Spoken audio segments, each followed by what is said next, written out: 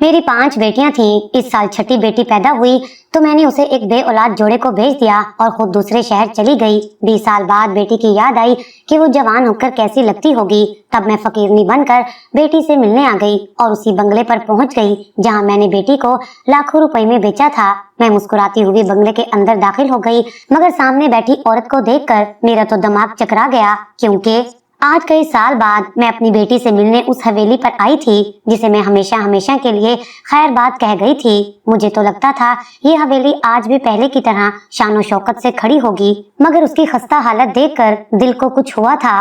सबसे पहले मुझे अपनी बेटी का ख्याल आया था जिसका नाम भी मैं ना रख सकी थी और उसे मालकिन की झोली में डालकर गई थी। गेट के पास पहुंची तो ये देखकर दंग रह गई कि गेट पर बड़ा सा ताला लगा था। ऐसा मंजर तो मैंने कभी ख्वाब में भी नहीं सोचा था। मैं रोने लगी थी। पहला ख्याल मेरे जहन में यही आया था कि क्या अब मैं दोबारा अपनी बच्ची से कभी मिल नहीं पाऊंगी। मैं रो ही रही थी जब मोहल्ले का एक ही मर्द मेरी जानिब बढ़ा था। वो मुझे पहचान चुका था। कहने लगा, मुमताज तुम इतने सालों बाद यहाँ कैसे आई हो? मैं ये ना बता सकी कि मैं अपनी बच्ची से मिलने के लिए आई हूँ। मैंने कहा कि बेगम साहिबा की याद आ रही थी, सोचा उनसे जाकर मिल आऊं, मगर यहाँ तो बड़ा सा ताला लगा है। क्या ये लोग घर छोड़कर चले गए हैं? उन्होंने कहीं और घर बना लिया है क्या? उस आदमी ने नफी में सर हिलाया था।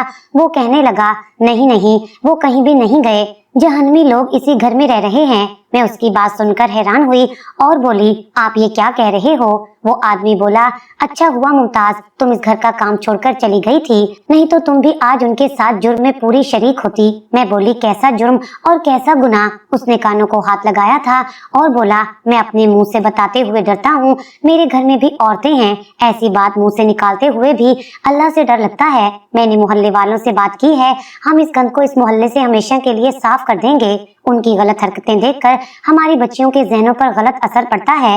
वो हमसे इस घर के बारे में सवाल करती हैं तो सर शर्म से झुक जाता है। अभी कुछ ही देर में मोहल्ले के तमाम मुअज़्ज़िज़ अफराद यहाँ पर जमा हो जाएंगे और इस घर को हमेशा हमेशा के लिए गंदगी से साफ करवा लेंगे। वो मर्द कोई और नहीं बल्कि मेरे मालिक का हमसाया था। हम सब उसे इजाज साहब कहकर पुकारते थे। मैं बोली, इजाज साहब, आपकी तो सारी जिंदगी यहीं पर गुजरी है, आप तो बेगम साहिबा को जानते हैं कि वो कितनी शरीफ हैं, अब आप ये सब कैसे कह रहे हैं? इससे पहले कि वो मुझे कोई जवाब देता, हमें कुछ मर्दों के बोलने की आवाज आने लगी थी। मैंने पीछे मुड़कर देखा तो जोक दर जोक लोग उसी घर के पास आकर जमा हो रहे थे। आज बहुत बड़ा फैसला होने वाला था। हर किसी के लबों पर यही बात थी कि आज इस मोहल्ले का ये गंद हमेशा हमेशा के लिए साफ हो जाएगा। ये गुनाहगार लोग यहाँ से चले जाएं, नहीं तो हमारे मोहल्ले पर ऐसा आजाब नाजिल होगा कि हम सब गर्क हो जाएंगे। वो सब लोग गुस्से का शिकार थे, मगर उस वक्त मेरी हालत बहुत बुरी हो रही थी। मेरा पूरा जिस्म लरज रहा था, मेरी आंखों से आंसू गिर रहे थे। मेरी नजरों के सामने मेरी उस नन्ही सी बच्ची का चेहरा घूम रहा था जो फकत चंद घंटों की ही थी और मैंने उसे अपने वजूद से जुदा करके मालकिन की गोद में डाल दिया था। क्या मैंने उसे गुनाहों की दलदल में फेंक दिया था? मोहल्ले की मस्जिद के इमाम साहब आगे बढ़े थे और उन्होंने घर का दरवाजा बजाना शुरू कर दिया था। फिर उन्होंने बुलंद आवाज में कहा कि सरफराज साहब, आकर ये दरवाजा खोलिए, आपके खिलाफ मोहल्ले वालों को कुछ शिकायतें हैं, वो आकर दूर कर दें, नहीं तो आप ये घर छोड़कर चले जाएं। पीछे से एक आदमी बोला, नहीं नहीं इमाम साहब, हम इस आदमी को ऐसे ही इस मोहल्ले से जाने नहीं देंगे, बल्कि इसको इबरत का निशान बना देंगे, इसके घर वालों को पत्थरों के साथ संसार कर देंगे ताकि आज के बाद कोई इस तरह का गुनाह और जुर्म करने का सोचे भी ना। इमाम साहब ने कहा कि चुप कर जाओ, अगर तुम लोग मुझे यहाँ पर बड़ा बनाकर लाए हो तो मुझे ही मामला देख लो। मैं दिल ही दिल में दुआएं करती जा रही थी कि या अल्लाह, मेरी बच्ची इस घर में महफूज हो। बड़ी देर तक इमाम साहब दरवाजा खटखटाते रहे थे, मगर घर से किसी ने दरवाजा खोलने की जहमत ना की थी। तभी कुछ नौजवान आगे बढ़े थे। उन्होंने इमाम साहब की जानिब से इजाजत तलब नजरों से देखा। मौलवी साहब ने सर असबात में हिला दिया था तो दो लड़के दीवार फलांग घर में दाखिल हो गए थे और फिर उन्होंने गेट के सामने छोटा सा दरवाजा खोल दिया था। इमाम साहब आगे बढ़ गए थे। अभी और भी लोग अंदर की जानिब दाखिल होने लगे थे, मगर मैंने सबको धक्का देकर पीछे कर दिया था और खुद अंदर की जानिब भाग गई थी। भागते भागते लाउंज में आ गई थी। जैसे ही मेरी नजर मेरी बच्ची पर पड़ी तो मैं जमीन पर गिर पड़ी थी। मेरी आंखों से आंसू बहने लगे थे। मैं चिल्लाकर बोली, इतना बड़ा गुनाह, इतनी बड़ी ज्यादती। तभी सब लोग भी घर के अंदर दाखिल हो गए थे, जबकि मेरी बच्ची भागकर मैं उम्मीद से थी। मैंने ऊपर तले 5 बेटियां पैदा की थीं। बच्चों की पैदाइश में वक्फा ना होने की वजह से मेरी हालत बहुत खराब हो गई थी। घर में खुराक की भी किल्लत थी। 2 वक्त की रोटी तो आराम से खाना नसीब नहीं होती थी। मैं माँ थी, अपना पेट काट कर अपने हिस्से का खाना भी बच्चों को दे देती थी ताकि उनका पेट भरा रहे। मैं उठने बैठने से भी परेशान थी, मगर मेरी सास को तो मेरी फिक्र ही नहीं थी। वो हर वक्त मुझे ताने दिया करती थी। कहने लगी, जब से ये सब्ज कदमों वाली लड़की हमारे घर में आई है सारा रिस्क चाट गई है और फिर अपनी तरह 5 मनहूस बेटियां भी जन्म दी हैं। मेरा तनहा बेटा इन डाइनों को कैसे पालेगा? ये सब बातें सुनकर मेरा दिल कांप कर रह जाता था, मगर मेरी सास इतने में ही बस नहीं करती थी। वो आगे से कहती कि अगर इस बार भी तूने बेटी जनी तो मैं तुम्हें तलाक दिलवा दूंगी, अपने बच्चे की शादी कहीं और करवा दूंगी। हमें नहीं चाहिए बेटियां। अल्लाह मेरे बेटे को एक बेटा दे दे जो मेरे बेटे का सहारा बने और उसके साथ मिलकर रोजी कमाए। पहले पहल तो जब मेरी सास मेरे साथ लड़ती थी तो मेरा शोहर बहुत एतराज करता था। वो अपनी अम्मी से कहता था कि खुदारा आप ऐसी बातें ना किया करें, मुमताज मेरी बीवी है और इसका ख्याल रखना मेरी जिम्मेदारी है। पहले 2 बेटियां हुई थी तो भी मेरा शोहर अच्छा था। तीसरी बेटी की दफा मेरा शोहर खामोश सा था, मगर उसने कोई बुरी बात मुंह से नहीं निकाली थी। चौथी बेटी की बारी मेरे शोहर ने उदासी से मेरी जानिब देखा और कहने लगा, काश इस बार बेटा हो जाता तो अम्मी हमें तंग ना करती। मैं उसकी बातें सुनकर सर्द आह भरकर रह गई थी। मगर जब 5वीं बेटी पैदा हुई तो मेरे शोहर के माथे पर भी बल पड़ गए थे। वो कहने लगा कि मैं तन्हा कमाने वाला हूँ और मेरी मुलाजमत भी इतनी अच्छी नहीं है। मैं दिहाड़ीदार मजदूर हूँ, एक दिन काम मिल गया तो 2 दिन काम की तलाश में फिरता रहता हूँ। मैं इतनी बच्चियों का बोझ कैसे बर्दाश्त करूंगा? अब की बार जब मैं हामला हुई तो मेरा शोहर मेरा हाल चाल तक न पूछता था। उसे मुझसे कोई सरोकार नहीं था। पहले पहल तो वो मुझसे प्यार करता था, मगर जूं हमारी शादी को कुछ अरसा गुजरता गया मेरा शोहर मुझसे दूर होता गया था। आज मेरी तबीयत बहुत खराब थी तो मैंने अपने शोहर का हाथ पकड़ लिया और रोते हुए कहा, एहसन तू तो ऐसे करता है जैसे मुझे कभी देखा ही नहीं है। क्या मैं तुम्हारी बीवी नहीं हूँ? क्या मैं तुम्हारे बच्चे की माँ बनने वाली नहीं हूँ? मेरी जिम्मेदारी तुम पर है, फिर तुम ऐसे क्यों करते हो? तो मेरे शोहर ने मुझे अजीब सी नजरों से देखा और कहने लगा कि हाँ, तुम तो जब से ब्याह कर इस घर में आई हो मुझ पर जिम्मेदारियां और बोझ डालती रही हो। कभी जो तुम्हारी तरफ से खैर की खबर आई हो? मैं भी इंसान हूँ, मैं भी तंग आ गया हूँ, मैं ये सब बर्दाश्त नहीं कर सकता। उसकी बात सुनकर तो मेरे हौसले बिल्कुल पस्त हो गए थे। मैं बोली, क्या बर्दाश्त नहीं कर सकते? बच्चियों की पैदाइश, इसमें मेरा कोई गुनाह नहीं, ये तो अल्लाह की देन है। तो मेरा शोहर कहने लगा कि बस बस बहुत बातें हो गई, उठो और जाओ, मेरा सर ना खाओ। अब मेरे शोहर को ना तो मेरी फिक्र थी और ना ही बच्चियों की। वो खुद तो बाहर से पेट भरकर खा आता था, जबकि उसकी माँ के लिए उसकी शादीशुदा बहन खाना दे जाती थी। वो भी उसी मोहल्ले में रहती थी, पीछे भूखी रह जाती थी। मैं और मेरी बेटियां। मैंने मोहल्ले में एक औरत से कहा कि अगर तुम्हारी नजर में कोई ऐसा घर हो जिसमें मुलाजमा की जरूरत हो तो मुझे लगवा देना, मेरे घर के हालात अच्छे नहीं हैं। तो मेरी पड़ोसन कहने लगी कि तुम इस हालत में कैसे काम करोगी? तुम तो खुद उम्मीद से हो। मैंने कहा, मैं काम कर लूंगी, तुम इस बात की फिक्र ना करो, बस मेरे लिए मुलाजमत ढूंढ दो। मेरी पड़ोसन ने हामी भर ली थी और फिर अगले ही हफ्ते वो सच में मेरे लिए काम ढूंढ लाई थी। उसने कहा, एक बहुत बड़ी हवेली है जहाँ पे ज्यादा लोग नहीं रहते, वहाँ फकत 2 मियाँ बीवी रहते हैं, उनकी कोई औलाद भी नहीं है। तुम उनके घर का काम कर लिया करो, तुम पर ज्यादा बोझ नहीं पड़ेगा और वो तुम्हें अच्छा खासा मुआवजा भी देंगे। मैंने फौरन हामी भर ली थी और कहा कि आज रात मैं अपने शोहर से बात करूंगी, कल से मैं काम पर जाने लगूंगी।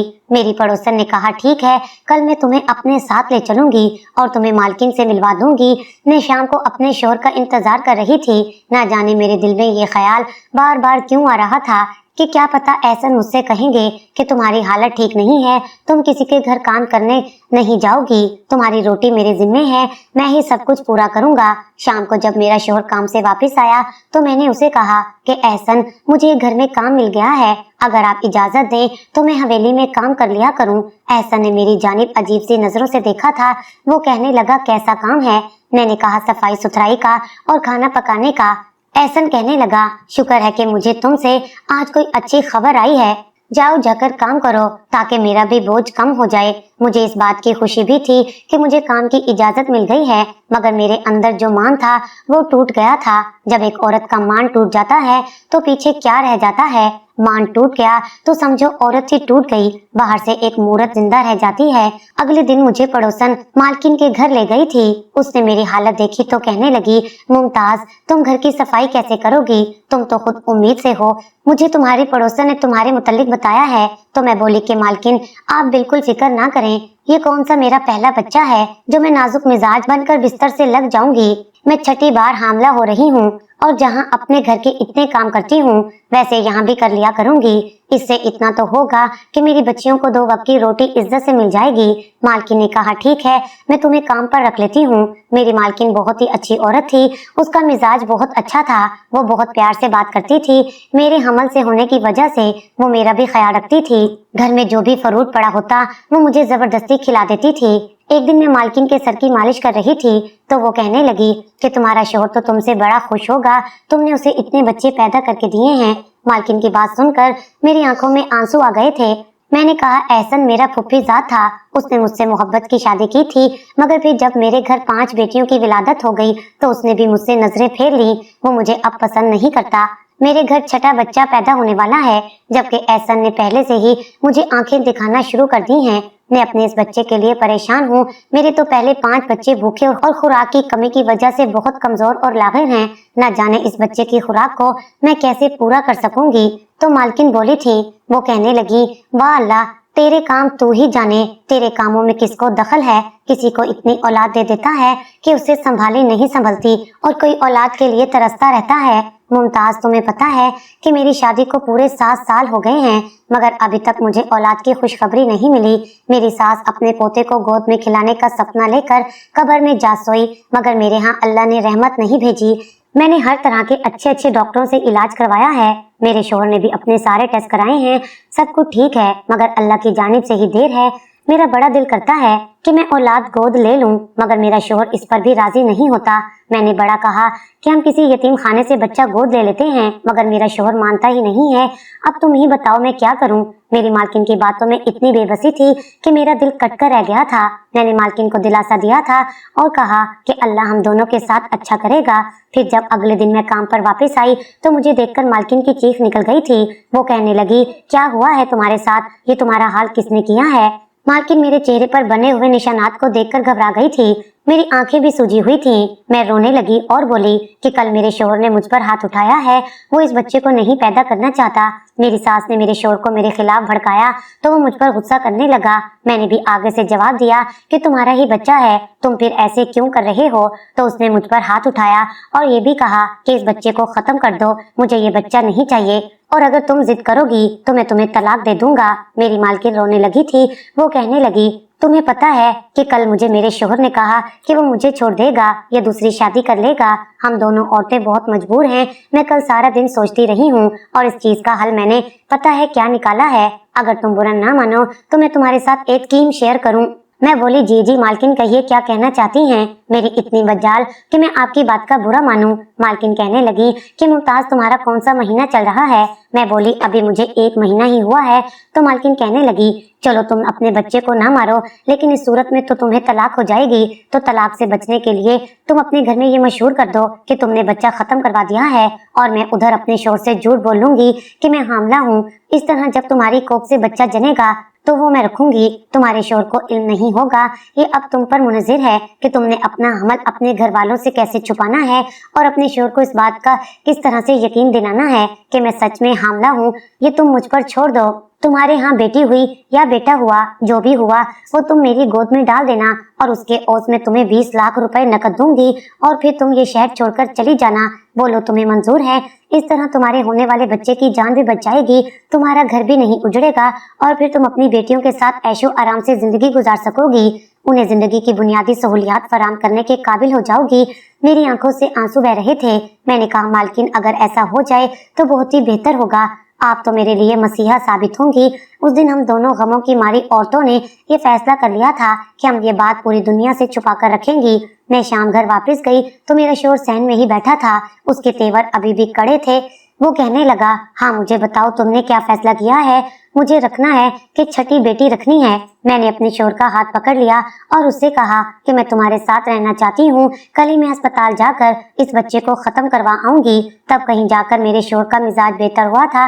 मेरी सास भी बड़ी खुश हो गई थी, लेकिन मैं अंदर से टूट कर रह गई थी। अब जब भी मैं काम पर जाती तो मेरी मालकिन मुझे काम न करने देती, बल्कि सारा दिन कहती कि तुम आराम करो, क्योंकि तुम्हारी कोख में मेरी अमानत पल रही है। और फिर जबरदस्ती मुझे खाना भी खिला दिया करती थी। फल फ्रूट तो वो हमेशा मेरे लिए तैयार ही रखती थी।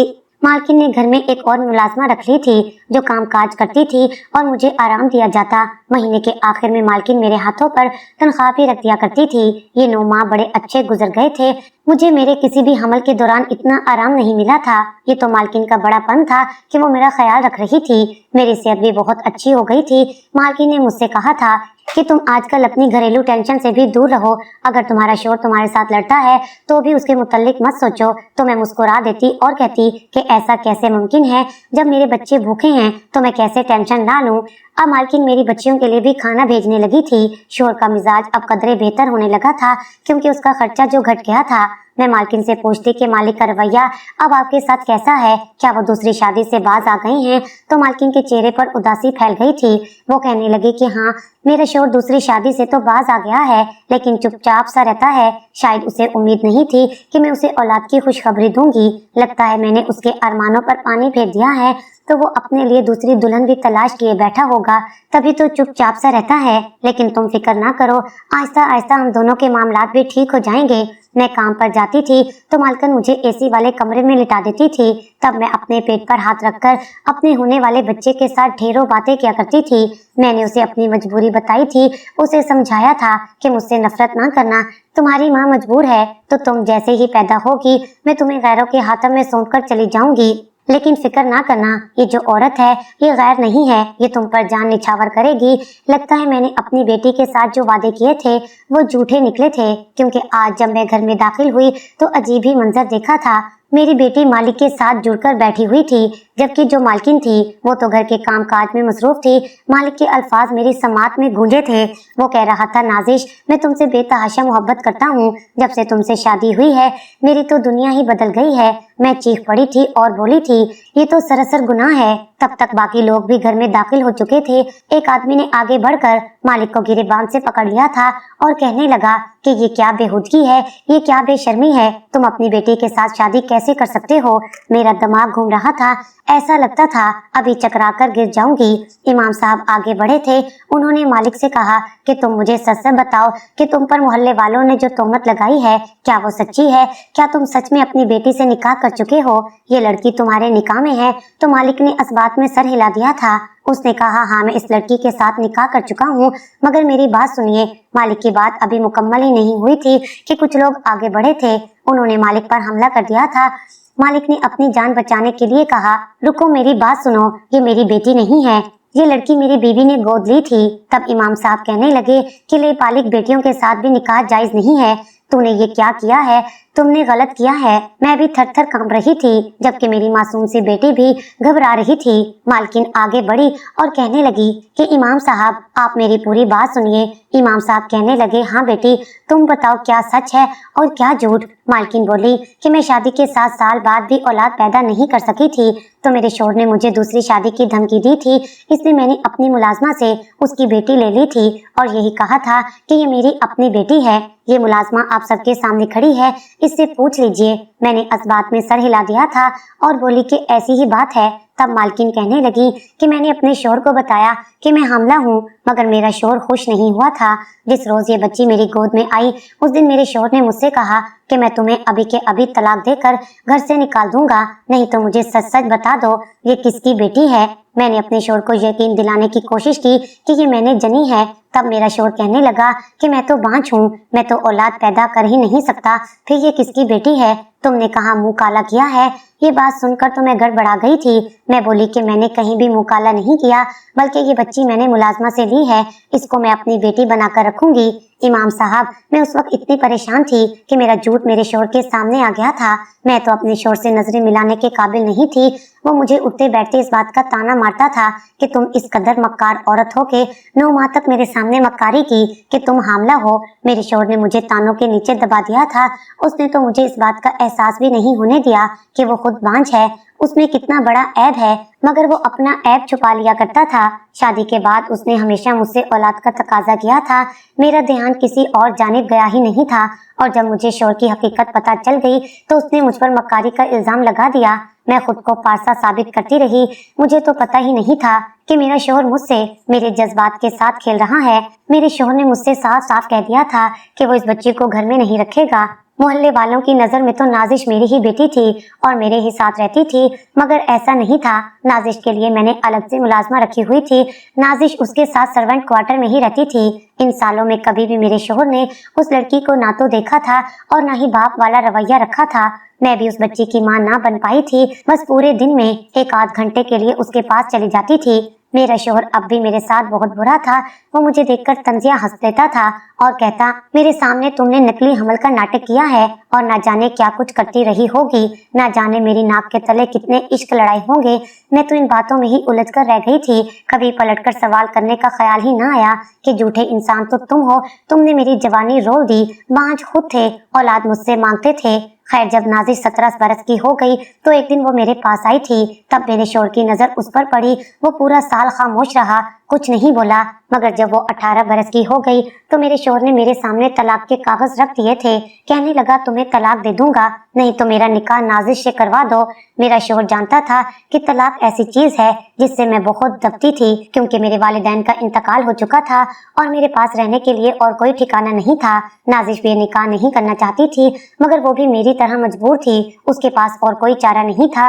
निकाह के बाद मेरे शोहर ने मुझे इस घर की मुलाजमा बना दिया और नाजिश को मालकिन। ना जाने मोहल्ले में ये बात कैसे फैल गई। अच्छा ही हुआ। खैर, नाजिश आगे बढ़कर कहने लगी, मुझे इस आदमी से खुला चाहिए। खैर, इमाम साहब ने पुलिस को बुलाया और नाजिश के जबरदस्ती निकाह का मुकदमा दर्ज हो गया। मालिक को पुलिस ले गई और नाजिश को खुला मिल गई। मालकिन ने भी तलाक ले ली थी और अपनी जायदाद समेटकर नाजिश के साथ दूसरे शहर शिफ्ट हो गई थी। मगर जाने से पहले मुझे नाजिश को गले लगाने का मौका मिल गया था। मेरी उस बेटी के बदले अल्लाह ने मेरी 5 बेटियों के नसीब खोल दिए थे। मालकिन के हवाले जब मैंने नाजिश को कर दिया तो मेरी जिंदगी बदल गई थी। मेरा शोहर मेरे साथ अच्छा हो गया था। मेरी बेटियों को खुराक मिलने लगी थी। उनको मैंने अच्छे इदारों से तालीम दिलवाई थी। एहसन ने मेरे 20 लाख से बिजनेस किया था जिसमें उसे मुनाफा हुआ था। अब मेरी 5 बेटियां भी आई गई थी, मगर मैं सोचती हूँ कि नाजिश ने जो इतने गम देखे उसका कसूरवार कौन था, मैं या मेरा शोहर।